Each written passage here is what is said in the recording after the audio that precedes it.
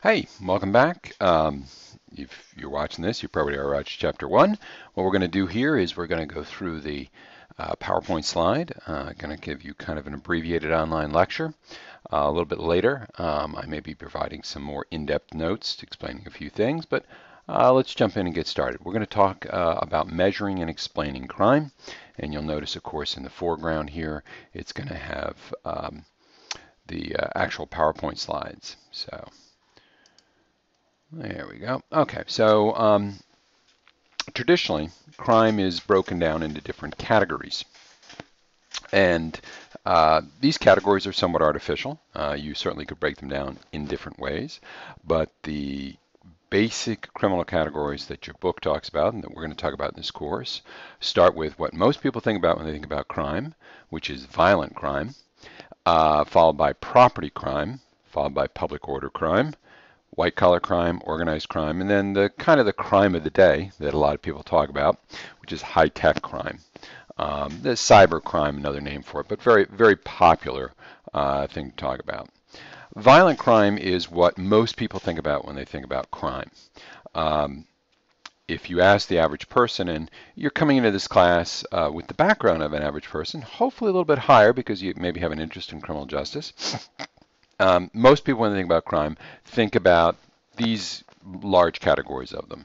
Murder or homicide, and in North Carolina, that's going to be usually the big four, maybe the six. The big four in North Carolina are first-degree murder, second-degree murder, voluntary manslaughter, involuntary manslaughter, felony death by motor vehicle, and then one that most people in North Carolina don't know about, but still can be charged fairly commonly, misdemeanor death by motor vehicle. The second major category is sexual assault and rape. And North Carolina has some very specific rules about this that I will address a little bit later when we're talking about the UCR. But suffice it to say that it is a coerced sexual act, both of these, although they have separate and distinct elements. Assault and battery. Now, assault and battery, again, is one of those terms that the general public and even myself tend to use the terms inexactly. Under the law, under the classic sort of common law, an assault is when I cock back my fist and I place you in fear that I'm going to hit you. Now, that's just an example of it. It's actually to place you in fear or to attempt to do a violent act. That's what your book says. And more properly in North Carolina, I think the language is best referred to as an offensive touching. The actual battery is when you hit someone. So this is the assault. That's the battery. And North Carolina has some of that language preserved in statute, but we've changed that a little bit. And again, I'll talk about that when we get to the UCR because it points out an issue. Finally, we have robbery. Again, one of those terms that commonly people misuse. Most of the time, if you turn on the news at night, you'll see someone say, oh, there was a robbery at a liquor store today. Someone broke in. And no, that's not really what it was called. That's most probably a larceny. And a robbery is when you take something from someone's physical body, usually. So if I steal your purse, if I pick your pocket, if I rip off an earring, if I steal your wedding ring or something like that from your body, that's a robbery. And usually there is, and there are degrees of robbery here. We're not going to go into that too much. There are degrees of force associated with it. The second, and this is the most common type of crime, surprisingly enough, is property crime, where you are stealing. And I'm reminded of the famous quote, I think it was John Dillinger, who was a famous bank robber in the 1920s. And he was asked, it's probably an apocryphal quote, why do you rob banks? And he said, because that's where the money is. So if you want to know why most crimes are crimes of property, it's because money is what motivates most people to break the law. Now, the largest category is larceny, which is taking property from one person without using force with the intent to keep it. It's a very common crime. Burglary, which is breaking into a house typically. In North Carolina statute, we have different degrees of burglary there. So, for example, let's take a quick look at that. Uh, North Carolina first-degree burglary is to break, to enter an occupied dwelling at night with intent to commit a felony therein. So, there's a lot of elements there. There's 6 or 8 elements, and then you have second-degree burglary and third-degree in different states. Motor vehicle theft, fairly common theft because cars are very important in our society. And arson, one we don't tend to talk about a lot. And in the past, a crime that was deemed to be very, very major, very, very serious, very often punishable by death under the common law. Public order crimes. These are crimes that your book says are linked to the consensus model, and they do have something to do with public morality. There's no question about that. Sometimes people say that public order crimes are victimless crimes. That's really not true. They're often victims. Sometimes they're the people that commit the crimes, the reason they have to commit them. Prostitution comes to mind. Sometimes they're the people associated with those people who commit the crimes, like the family of someone who is a gambler or has a gambling addiction. They, excuse me, I have to edit that out. Okay. Many times, these types of public order crimes are associated with violence. They also can be associated with, and that's one of the next categories we're going to look at, organized crime. Now, these next 2 categories are white-collar crime, and let me just shrink my, so it's not quite taking up as much space.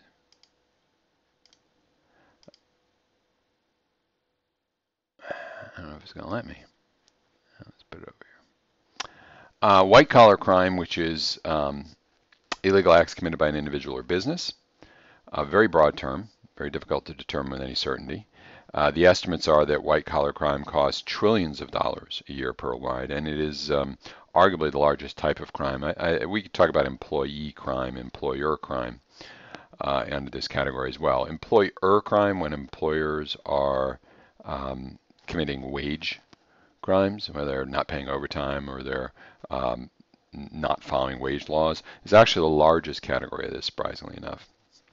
Then we've got organized crime, which is, again, this is something that pops to mind. Popularly, people say, oh, the mafia. And yes, the mafia is organized crime, but there are a lot of organized crimes in the United States, and it runs the gauntlet really from the sort of traditional Godfather organized crime to modern new gangs that have come in, some of which have been created, some of which function on the internet. Also, very old gangs that have come to the United States. The Chinese triads, for example, have come in, particularly on the west coast of the United States. And with the rise of China, I would expect that Chinese triads will remain a significant problem. Very often organized crime plays on our vices. Those victimless crimes we talked about before are usually the bread and butter of organized crime. So we've got illicit drugs. They sell them, obviously, import them. We've got firearms. Buying and selling them can be very lucrative, not huge. Prostitution, gambling. One that's left off there, which is usually traditionally the 3rd or 4th largest source of income for organized crime, is loan sharks. When excuse me, when organized crime lends money to people that otherwise can't qualify for it, short-term loans. It's called putting money out on the street, traditionally. Very high rates of interest.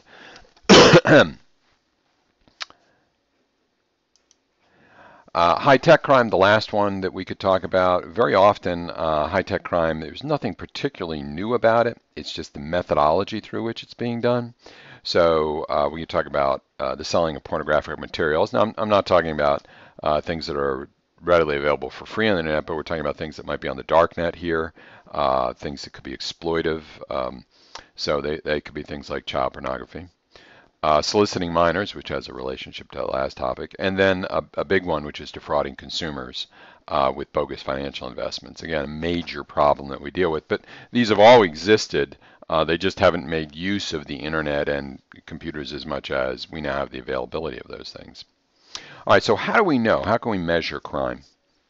Well, one of the things that happens with almost every scientific endeavor, and we can talk about criminal justice now as a science, is that you start off with a low level of knowledge, and very often you make assumptions or guesses, and you have pioneers who say, well, we need data. We need to look at things in a way that we can understand them better by having the information as opposed to just guesswork. So around about the turn of the last century, from the 19th to 20th century, this process begins. We have the rise of academics, the rise of more practical data. And one of the first results of this in the 1930s in the United States is the UCR, the Uniform Crime Report. This is produced by the FBI. Now, it's a bit of a misnomer because they take data from every local police department. So, again, Raleigh, North Carolina, RPD, will file a report with the FBI, and that report will become part of a larger report, the UCR, Uniform Crime Report. And it says, okay, how many people have been arrested in Raleigh? How many crimes have been reported? The witnesses, what types of crime were there? And the nice thing about the UCR is, since we've been gathering data off and on, pretty much on, although at the beginning of this, not every police department contributed, is that, of course, let's take Raleigh as an example. Raleigh in the 1930s would have a lot fewer people.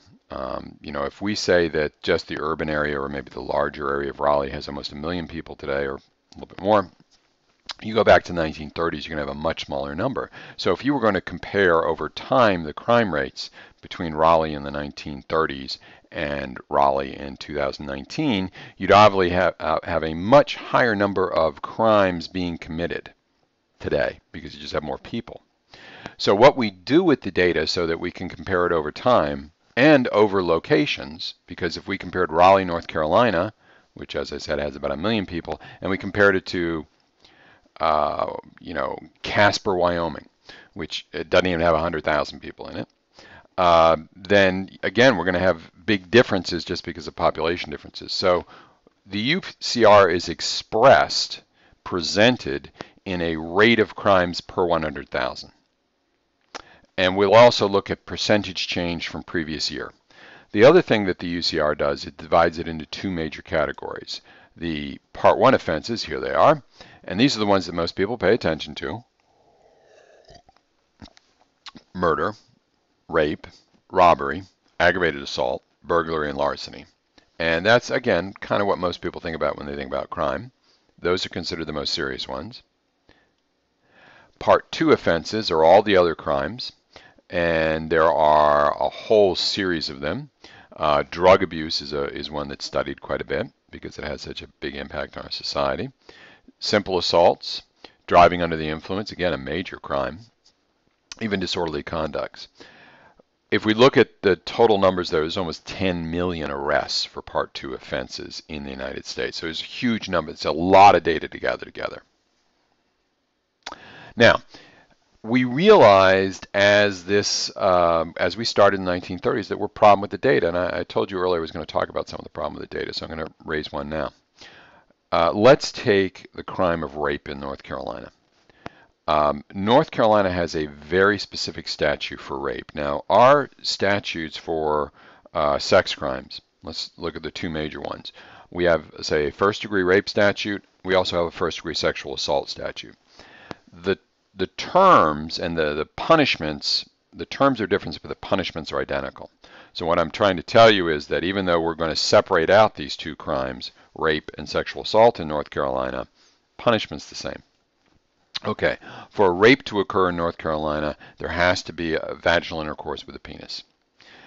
All other sexual crimes in North Carolina, sexual assaults, will fall under the sexual assault category. So now notice if North Carolina is reporting data to the FBI, and the FBI says, okay, tell us how many rapes occurred. We would say, okay, X number of rapes. They didn't ask us for sexual assaults, they asked us for rapes. So we turn in the data for rape. Now, let's go to another state, make up a state, for example, Idaho. I don't know if this is true of Idaho, but let's use an example. Let's suppose Idaho doesn't make that distinction. Idaho's rape statute says rape is any act of sexual assault, and it reports those two numbers together. If you then compared under the UCR the rape rates in Raleigh, the rape rates in Idaho, Idaho would seemingly have a higher rate simply because they combine those two categories. Now we realized that, and we realized that we had to go through then and change the UCR. So we've been modifying it. The modification of the National Incident-Based Reporting System is a certification process, and it's trying to better compare things like, okay, what offenses are actually being committed, the victims, the offenders, the arrestees. So we're trying to get better information. It's an ongoing process, and this is part of science. Science is a self-correcting mechanism, and it's a mechanism that questions categories and questions assumptions and keeps revising itself. The other big game in town is the National Crimes Victim Survey. One of the things you realize as you start to study the UCR pretty quickly is that you are just getting data about reported crime. And you might say, well, yeah, that's its purpose. But think about it for a second. Let's suppose someone stole your pen off your desk where you are. You wouldn't call the police about it. Let's suppose someone you liked or maybe even loved in a fit of anger hit you. You probably wouldn't call the police and report it as an assault. And of course, this can have a much darker side. Abused women very frequently won't report their abusers. So what will happen is there is crime being committed that we don't detect, and we call this the dark figure of crime. So in order to capture some of that data and get a look at it, starting in 1966, we started this massive survey, which is really a polling experiment. It's one of the largest polls conducted in the United States, far larger than these national polls you see reported in the news. It goes through and asks thousands and thousands of people, were you a victim of crime? And what we know when we look at the National Crime Victim Survey is that survey reports about twice as much crime as the UCR. So if you're trying to find the true rate of crime in the United States, it might be as high as twice what is showing up in the UCR. Okay.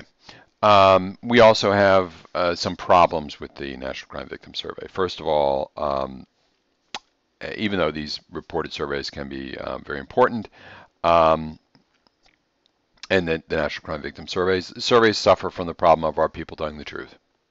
Are people lying? If you call someone up on a survey and say, were you a victim of crime? And let's suppose someone had ripped off other people, and those people had stolen something back from them or reclaimed some of their goods. Well, that person might say, yeah, Bob stole something from me, when Bob didn't steal anything from you. So you might have an over-reporting of crime. So even self-reporting surveys that are not National Crime Victim Surveys, you have to very carefully construct questions. And I'm just going to move on here because I need to cover more material. Okay, so what do we know about crime trends? And this is one of those things that, again, most people outside the criminal justice field don't realize. Here's the big one. The crime rates in the United States across the board, that is cybercrime, property crime, personal crime or crimes of violence, all of these are down. They're down significant. If we look at homicides, and we look at homicide rates in the 1990s, and we look 20 odd years ago today, and we look at homicide rates today in the late 20-teens, it's about 50% decline. And your book offers some explanations. Now, I'm not sure all these explanations are right, but certainly your book discusses them. One is better law enforcement. Now, the reason I'm not sold on that idea is that law enforcement itself doesn't affect crime rate unless you're tracking criminals who commit multiple crimes. So if you're tracking a homicide, most people who kill, for example, only kill one person in their whole lives. So just because you can catch people who commit murders won't get you a lower crime rate unless there is some sort of knockoff effect of deterrence. More about that later. So I'm not sure that improvements in law enforcement really lower crime rates. Aging population, the second explanation in your book, I think that's a pretty good one. Crime is in many ways a young man's game. Crime is committed by people in what sociologists and criminal justice talk about an age cohort. An age cohort is a group of people of the same age, say between 18 and 28. Most crime, street crime as we think about it, and again, that's what most people think about when they think about crime, is committed by an age group that's approximately that age, from about the age of 18, maybe early 20, to late 20s, early 30s.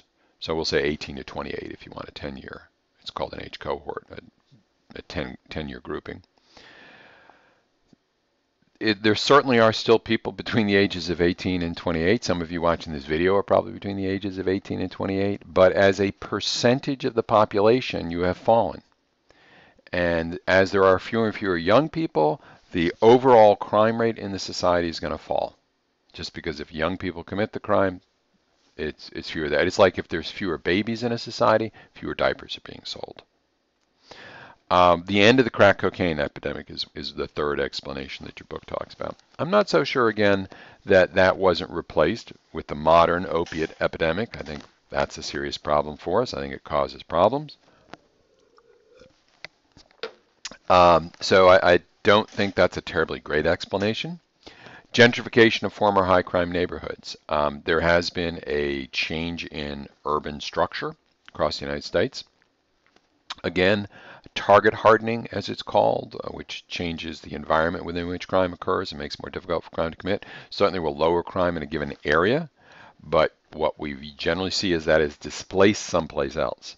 So again, not a great explanation. I don't think we have a great explanation as to why crime fell, but we'll continue to explore that during the semester. Property crimes, let's set aside the violent crimes, again, falling about 50%, 45%. Your book offers even some more reasons why it might, in an aging population, is repeat. One is longer prison terms for offenders. Now that one, that's not well supported by data. And your book will make statements, and these PowerPoint slides are provided by your book's authors. And I present them because I think you need to challenge yourself. You need to say, okay, is this true? And maybe you, after you watch this, you go out and you look for data. Now, I'll ask you questions based on this, and you should reply with what you learned. But if you're questioning what you learned, you need to challenge it. That's part of college.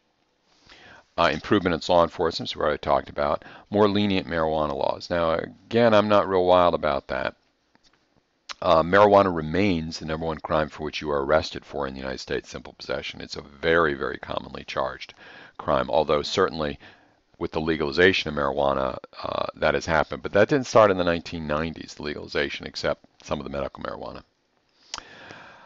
Crime, race, and poverty. It's obvious that both economic groups in our society and racial groups in our society have not all benefited from this decline in crime. Some groups are still more frequently victims of crime. So you could say African Americans and Hispanic Americans are more frequently victims. And they are also overrepresented as offenders. So we are seeing a real divergence in crime. Crime is less for the majority white population in the United States. Whites are less likely to be victims, less likely to commit certain categories of crime. Class is very important, economic class. The poorer you are, the more likely you're a victim. And you also have a higher risk of arrest for violent behavior. Ethnicity is not well studied because if we look at different ethnic groups, they're not necessarily analyzed, and they change constantly because America is, you've probably heard this term, a melting pot. So ethnic groups tend to begin to identify with the larger group. So take the group that I came out of, the Irish Americans, the first generation when we came over. My family came over in the 1800s. We probably spoke Gaelic. By the second or third generation, we've lost that language. We're very much Americans. We speak English. We've adopted the idea of America. So ethnicity is something that changes over time. I'm going to assure you that the largest unassimilated ethnic group in the United States currently that is popular is Hispanics, and they are separated primarily by the language, Spanish. I'm going to assure you that in a couple generations, if Hispanics remain residents of the United States, like the Irish Americans, the German Americans, they're going to lose their language, and they're going to be much more like the homogeneous culture, the dominant culture, the English-speaking culture. Women in crime, a little bit about women. Crime is a men's game. About 90% of serious crimes are committed by men. So when we study crime, we tend to study men. However, um, women with the emergence of a more equal society have increased as a percentage of arrests, and they are more common in the system than they used to be. About 15% of the jail population, and that's where people that commit minor crimes are generally kept, are women. Only about 7% of the prison population, that's the more serious crimes, are women, so 93% male. Um, let's talk about causes of crime. And in this category, criminology, is one of those things that I get questions from students saying, well, why are we bothering to study theory? I'm here to learn something practical. Theory informs practical information. If you know why people commit crime, you can develop a practical way to stop them from committing it, or even better, catch them if they commit it. Criminology has a lot of uses. Criminology is quite simply the scientific study of why crime occurs, crime itself. Your book offers three quick ones, one popular one. Mental illness, now it's a huge catch-all term for all sorts of things. Mental illness certainly is a driver of certain types of crime. One can even claim that drug addiction, for example, is a mental illness. Video games, that's been studied, not well received academically. It's certainly a popular explanation, but doesn't seem to show a lot of dramatic impact on crime rates. Low self-control, I think that relates back to mental illness. This is sometimes called the restraint theory. Again, a popular theory with some scientific validity. One of the things when we start to study this is you should be aware of the difference between causation and correlation. So correlation means two things go together, but one does not necessarily cause the other. Causation means that this event causes that event. This event triggers this event. And it's easy to say, well, these two things are associated, so one must be caused by the other. But that's kind of, that's a falsehood. So if you said number of airplanes in the United States taking off from RDU between 1950 and 1990, let's just look at those. So you got a 40-year data set. You would see a dramatic increase in the total number of planes taking off from Raleigh-Durham Airport. If you looked at that and you looked at the homicide rate, they would go up pretty much the same. And the underlying reason is the population is increasing and there's better technology. There's a correlation between those two numbers, but the planes taking off are not causing the homicides. Okay, there's something else that is causing the homicides. Nonetheless, those two things are linked a little bit, but one is not causing the other. The way they are linked is population increase. Correlation does not equal causation. So very often there are lots of things that go into why someone becomes a criminal. Very difficult to prove what is a direct causation of crime. Part of that, and I started the lectures with what do we know, is a lot of this we have to ask people, why did you do things? And as you know, people lie. Or sometimes you can't ask these questions, or sometimes they give what they believe to be a truthful answer, but one that's incorrect. All right, theory and hypothesis.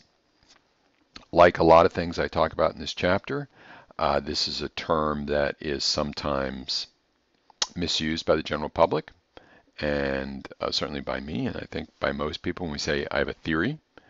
When we talk about theory in the common way, you're really talking about a guess. Like, I got a theory about who killed someone in this movie. You're really guessing. When you talk about scientific theory, that's a little different, okay? What the stages basically are is I want you to think about that when you come up with a scientific explanation, you come up with a hypothesis first. I think that that human beings share unique characteristics, okay? And my hypothesis is that our fingerprints are unique. Now, after And this is exactly what happened with what is ultimately became called the theory of fingerprints. Is people suggested this, and then they studied it, and it went from a hypothesis to a theory. Now remember, this is science. Science is a self-correcting mechanism. You can always challenge a theory. If you come up with new data, new information, and it's robust and rigorous, then you can replace that theory or modify this theory. What tends to happen after a theory becomes well established is the whole theory is not thrown out, but there are revisions of the theory. So we have, for example, at the turn of the last century, a theory of gravity that was proposed. It was modified. Einsteinian physics modified the theory of gravity, Newtonian theory of gravity. We didn't throw out gravity. We know gravity exists. So theory tends to be self-correcting. But theory is pretty robust. So when we're talking about theory here, we're talking there's a lot of research behind it. So the theory of fingerprints, very useful in the criminal justice system, but still subject to challenge. Still subject to challenge. And we can talk about the application of those theories when we move out a little bit. Okay, some of the theories that have been proposed, some of them have been studied. Now, again, like a lot of criminal justice, some of these started with very little support. Some of them went down the wrong tracks, were corrected, changed, evolved. So rational choice theory is a very attractive one. This is underlies much of the American criminal justice system. I would say that that's a truth. The American criminal justice system assumes rational choice is the primary reason people commit crimes. Why do people commit crimes? They choose to commit crimes. Why did Bob rob the liquor store? He wanted to rob the liquor store. He went in there to rob the liquor store. So rational choice theory says, in many ways, in the purest of it, a criminal will weigh the pros and cons, decide, okay, should I do this? Yes, I should. I will rob the liquor store. I will burglarize the house. If rational choice is the correct theory, and if it is the dominant theory of crime, even some crime, it leads you to do certain things under public policy. So you can discourage crime by changing that calculus of rational choice. Now, trait theories of crime, and there's a bunch of these. Trait theories of crimes are a little bit more complex. And as our science developed, we began asking questions like, well, is there a genetic link to crime? Is there a link between a brain and how it behaves in crime? Is there such thing as a chronic offender? Again, now some of these we went down blind alleys. We started off saying, you know, I think that you can tell what a criminal looks like, physically tell, and they have certain obvious traits. And some of this was prejudice, very old Dark Ages type ideas about what people looked like. Gradually it became more sophisticated, but it went down some pretty dark pathways. Much of the abuse of eugenics in the United States, forced sterilization, and of course the horrors of Nazi Germany are related to some of this. So you have to be careful with some of these crimes. I think you have to be careful with rational choice as well.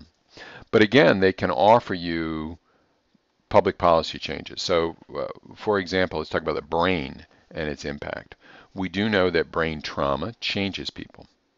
And unfortunately, in the long wars that we've been fighting in Afghanistan and Iraq, we've had lots of our very brave soldiers come back with changes to their brain chemistry, PTSD, post-traumatic stress syndrome. This changed them. So we recognized that and we said, you know, as opposed to treating them just like they rationally chose to do something bad, if they went through this trauma and they're suffering from this disease, then we need to have a public policy that recognizes that. And that's why we have things like veterans courts, where we say, okay, do you have this problem? Let's address that in a medical way as opposed to just treating you as a criminal. Some other ones that have been talked about, and this is kind of more an environmental one, what your book says is bad neighborhoods, other economic disadvantages, social disorganization theory, social conflict theory, strain theory. All these has to do with the externals. What external factors affect crime? And I think these have a role. I think, again, you have to be a little bit careful. I think some of them started off at a dark area too. And some of them started off on a prejudicial note, like, well, you can't trust this ethnic group, you can't trust this area. Um, I think they've become a little bit more scientific.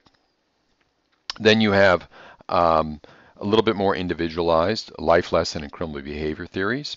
So you have social process theory where you learn crime, learning theory, and control theory where you learn or don't learn perhaps self-control.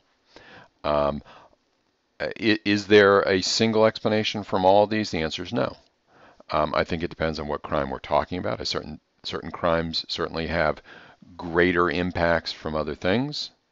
Um, I don't think, I think certain crimes of violence, for example, probably have um, more to do with genetics. And I think certain property crimes have probably less to do with genetics. But, it's certainly something we can study. Certainly things we have studied continually.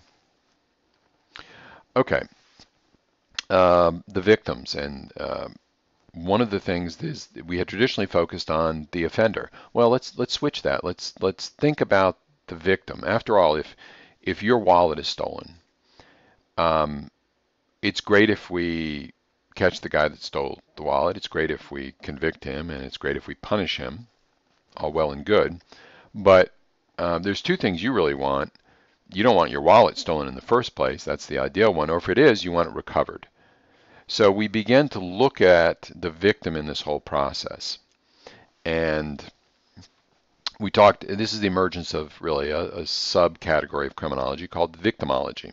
What's the relationship between a victim and the offenders? And sometimes this challenges preconceived notions. So if we look at, I used to represent battered women sometimes as an attorney. If we look at battered women who are victims of spousal abuse, you can study the person that abuses them. But it would also be helpful to study the battered women. What is placing them, what is making them uniquely vulnerable to becoming victims? How can we help them to prevent the victimization and the crime occurring in the first place?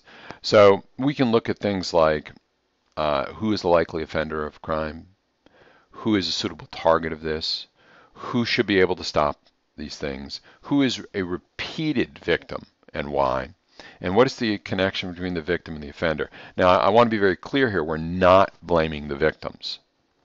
We're using the victims as a way to study crime and prevent crime. So some common crimes against victims, domestic violence, stalking, both of those, by looking at the victims themselves, hopefully we can prevent those crimes. The other thing we can look at is mental illness. Mentally ill people are overrepresented both as offenders, we can look at some of the statistics, but also as victims of crime. So if we took someone, let's take an extreme, let's suppose you have someone who's elderly and is in Alzheimer's. Well, that person is incapable of handling their financial at a certain point. Not everybody has Alzheimer's, but at a certain point, their financial livelihood or lifehood. So if there was someone who wanted to exploit them or use them, then they would be uniquely vulnerable. So maybe you put something in place to regulate or watch people who suffer from a mental illness that diminishes their capacity to make financial decisions. All right, a little bit about drugs. And we have chapters on drugs in a lot of texts, but there's lots of theories to explain drug use. We can talk about social disorganization theory. We can talk about control theory, that society essentially creates the environment within which it happens, or that the things that make you stop taking drugs break down. I do think that you have to look at the beginning of drug use. How do people learn the technique of doing it? If you've ever, let's take a drug, tobacco and nicotine. It's nicotine is the delivery method for it. The first time someone smokes a cigarette, it's not a pleasurable experience. You have to learn to do that. Just like if you're learning to smoke marijuana or take a pill or use heroin. You have to learn the perceived pleasure of it. The first time you smoke a cigarette, you might cough. You're putting a burning leaf in your mouth and sucking in the smoke and holding it in your lungs. But eventually, if you know smokers, they will talk about how pleasurable it is to smoke. You also talk about the social experience of drug use. Now, there is a difference between use and abuse. If we took alcohol, and alcohol is certainly a drug, there is a statistic, and I'm going to make the statistics very simple here. They're obviously a little bit more complex, and you look at them differently.